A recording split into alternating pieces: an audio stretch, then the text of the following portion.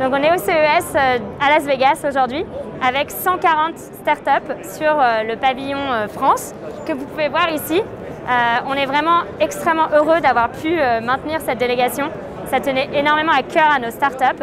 Donc dans les derniers jours, comme on le sait, il y a eu beaucoup d'incertitudes. On a gardé une discussion constante avec les startups, une concertation pour comprendre un peu quels étaient leurs positionnements. Et on voit qu'il y a eu très peu d'annulations parce qu'en fait, contrairement à un grand groupe, pour une startup, c'est un moment clé. C'est un moment où on peut rencontrer des partenaires commerciaux, des investisseurs, on peut aussi regarder, s'inspirer des autres innovations.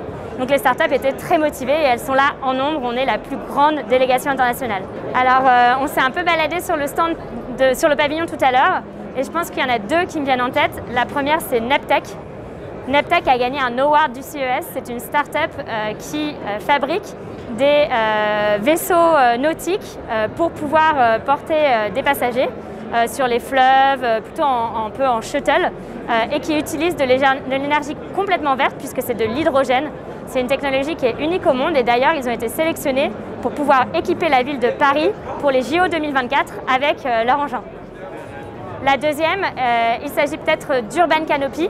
Urban Canopy, ils ont une technologie pour créer des canopées urbaines qu'ils installent dans toutes les villes. Ils sont déjà à Metz, ils sont déjà dans la région sud, etc. Et leur dispositif permet de capter le CO2 et de réduire la température des villes jusqu'à 4 degrés. Donc c'est vraiment important quand on pense tourisme, on pense écologie, on pense smart cities. Comment est-ce qu'on peut faire pour garder un environnement agréable pour les touristes? C'est une technologie qui va pouvoir les aider.